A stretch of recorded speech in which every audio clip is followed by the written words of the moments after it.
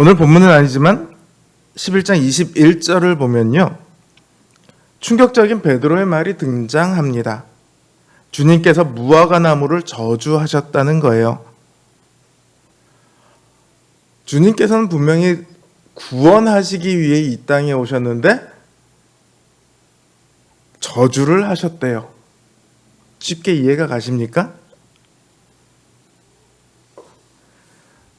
이 저주 얘기는 오늘 본문에 있는 12절부터 14절까지의 이야기예요. 저희 어머니도 이게 잘 이해가 안 가셨는지 저에게 예전에 왜 주님께서 저주를 하신 거야? 이러고 물으신 적이 있었어요. 이 사건을 이해하기 위해서는요, 오늘 본문뿐만이 아니라 요 앞에 11장 처음부터를 쭉 찬찬히 함께 염두에 두고 생각을 해야 합니다. 11장 시작이 어떻게 되죠? 예수님께서 메시아로서 예루살렘 성에 들어오는 장면이 있습니다. 그렇게 예수님께서 메시아로서 예루살렘 성에 들어오시고 나서 가장 먼저 하신 일은 성전에 들어가신 거예요.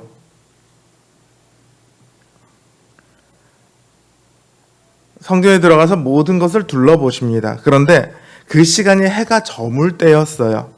그래서 주님께서는 제자들을 데리시고 다시 성전에서 나오십니다. 그리고 숙소로 향하시죠. 다음날 주님께서 다시 예루살렘으로 성으로 들어가려고 할 때, 베다니는 예루살렘 성 요 바깥에 있습니다. 예루살렘으로 들어가시려 할 때에 시장하셨습니다. 근데 마침 저 앞에 잎사귀 달린 무화과 나무가 있어요. 무화과 나무가 잎사귀가 달렸다는 얘기는 살아있다라는 얘기죠. 주님께서 그 나무에게로 갑니다. 근데 그 나무에 무화과가 안 열렸어요.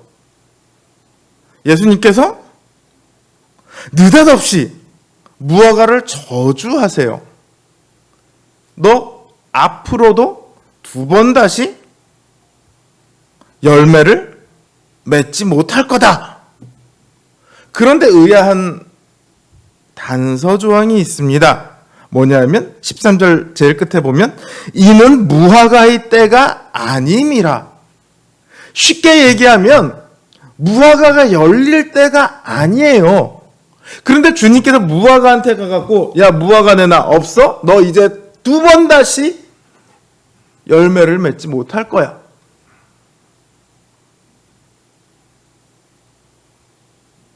이해가 안 되는 장면이죠. 느닷없이 저주하신 것도 이해가 안 되는데 더더군다나 이해가 안 되는 건 무화과의 때가 아닌데 무화과를 찾으시고 그 무화과가 없다고 저주를 하셨다는 거예요. 자, 제가 전체를 다 봐야 된다고 그랬습니다. 이렇게 저주를 하신 다음에 주님께서 성전으로 향하세요. 그리고 그곳에 누가 있냐면 성전 안에서 매매하는 사람들이 있습니다. 돈 바꾸는 자들이 있고요, 비둘기 파는 자들이 있습니다. 예수님께서 그들의 의자를 둘러 엎어버리십니다. 그리고 아무나 기구를 가지고 성전 안으로 들어오지 못하도록 그렇게 금하십니다. 주님께서 왜 그렇게 하셨느냐? 주님께서는 이렇게 말씀하세요. 내 집은 만민의 기도하는 집이라 칭함을 받으리라. 이렇게 성경에 되어 있는데 너희는 그 성전을 강도의 구려를 만들었다.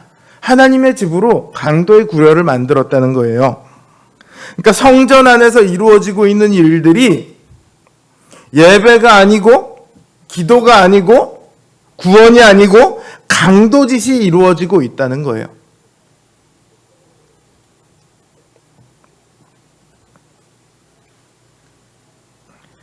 자, 예수님께서 메시아로, 왕으로 이 땅에 오셨어요. 메시아는 뭐 하기 위해서 왔냐 하면 하나님의 백성들을 하나님께 다시 돌리는 일, 한마디로 말하면 구원을 위해 이 땅에 오셨습니다. 그러니까 그렇게 구원을 위해서 오신 주님께서 구원의 가장 큰 상징이라고 할 수 있는 성전에 가장 먼저 들어가신 것은 너무도 자연스러운 일이겠죠.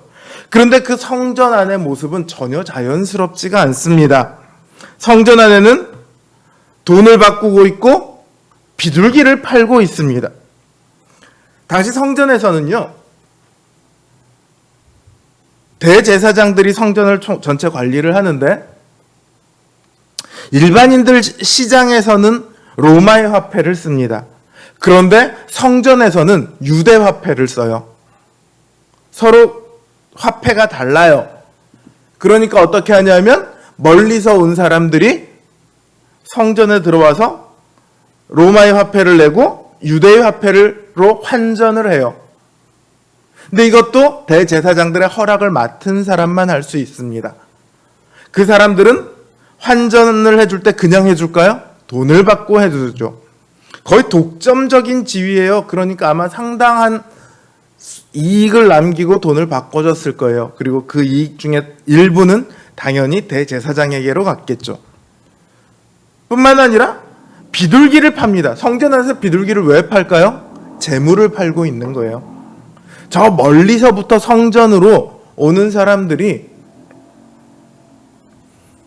아니 뭐 몇백 킬로미터 떨어진 곳에서 오는 사람도 있는데, 그 사람들이 양을 거기서부터 끌고 오겠습니까?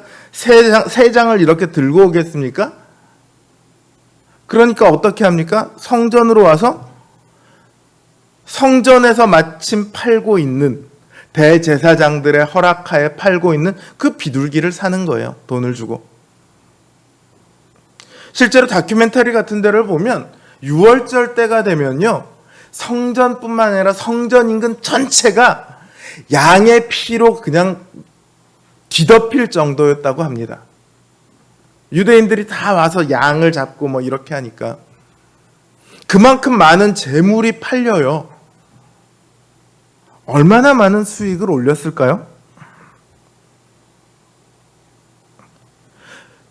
이런 장사치들이 장사를 위해서 성전 안에 기구를 들여놓도록 합니다. 책상을 들여놓고 의자를 들여놓고 뭐 여러 가지 저울도 들여놓고 가지 것들을 다 들여다 놓겠죠. 하지만 성전 안은 하나님께서 허락하신 기구들만 들어가 있어야 해요. 그 외의 것들이 있으면 안 됩니다. 주님께서 이런 모습을 보시고 첫날 이미 예루살렘 성에 들어와서 이걸 다 보셨단 말이에요. 근데 다만 저녁이 너무 늦어서 그러지 않으셨을 뿐이죠.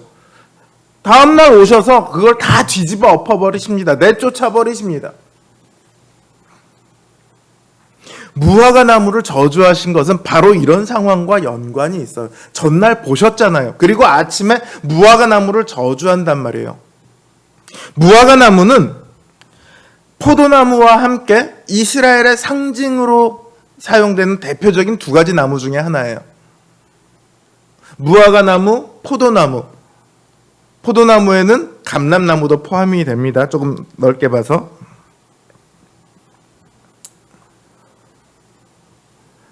그러니까 주님께서 무화과 나무를 저주하신 것이 아니라요, 사실은 이스라엘을 저주하신 거예요. 왜요? 지금 그런 상황이니까. 무화과의 때가 아님에도 무화과를 저주하셨다고요? 주님의 심판은요, 어느 날 느닷없이 갑자기 나타납니다.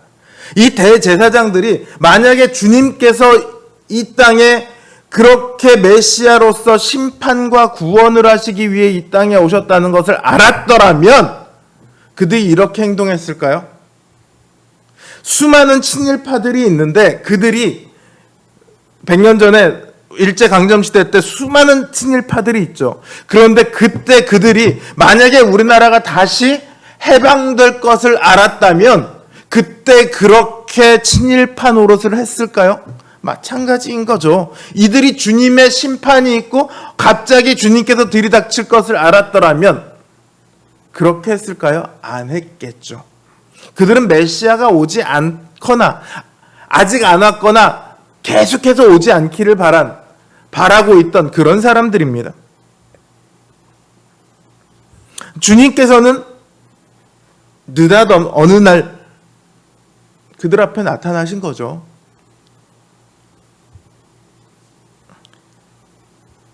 그리고는 그들을 심판하시는 거예요. 무화과에 대한 저주는요, 그들을 심판하시는 거예요. 너희는 더 이상 아무런 열매도 맺지 못할 것이다.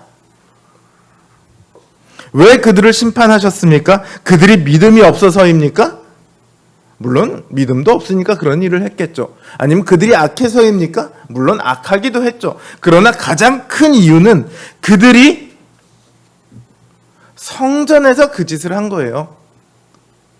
하나님의 신성을 모독했구나, 이런 이유가 아니고요. 성전은 구원이 이루어지는 곳입니다. 그 구원이 이루어지는 곳을 강도의 구렬로 만든 거예요. 그러니까 그들은 고의로 하나님 나라의 거룩함을 훼손했을 뿐만 아니라 구원의 사역을 회방 놓고 있었던 거예요. 자기들만 천국에 못 갈 뿐만 아니라 남들도 못 가게 그렇게 하고 있는 거예요. 주님께서는 메시아로서, 왕으로서 그들을 심판하고 계십니다. 메시아의 궁극적인 목적은 당연히 구원이지만요, 그 구원을 위해서는요, 필수적으로 먼저 행해져야 되는 것이 있습니다. 그게 뭐냐? 심판입니다. 주님께서 이 땅에 다시금 오실 때, 재림하시게 되면 가장 먼저 무엇을 하실 거냐? 사람들을 다 불러 모아서 주님의 심판대 앞에 세우십니다. 그래서 영생에 들어갈 사람과 영원한 저주에 빠질 사람, 이 사람들을 가려요. 영생에 들어갈 사람들은 찬송을 부르며 기뻐하겠지만, 영원한 저주에 들어갈 사람들은 울며 한탄하며 후회하며 그러겠죠.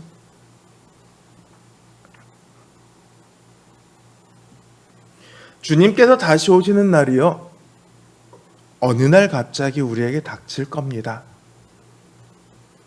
때가 되었네, 때가 안 되었네, 우리로서는 판단할 수 있는 근거가 하나도 없어요. 심지어 주님께서도 뭐라고 얘기하셨냐면, 그때는 아들, 곧 예수님께서도 모르신다고 그렇게 말씀하셨어요. 오직 아버지만 아신다. 그만큼 은밀하다는 얘기예요. 다르게 얘기하면요, 그 시간이 바로 10분 뒤가 된다고 해도 하나도 이상할 것이 없다는 거예요. 우리는 늘 이 주님의 다시 오심을 생각해야 합니다. 주님께서 세우실 그 심판대를 우리는 잊어서는 안 됩니다. 주님께서 누구를 저주하셨는지를 기억하세요. 믿음 없는 사람들을 저주한 게 아닙니다. 악행을 저지른 사람들을 저주한 게 아닙니다. 하나님의 큰 구원을 가로막은 사람들을 저주한 거예요. 자신은 믿음이 있다고 말하지만 하나님의 구원 사역을 회방 놓는 이 사람들이 영원한 저주에 빠진 거예요. 이 땅을 살아가는 우리의 오늘은요, 주님의 구원을 삶으로 이루어가는 시간입니다.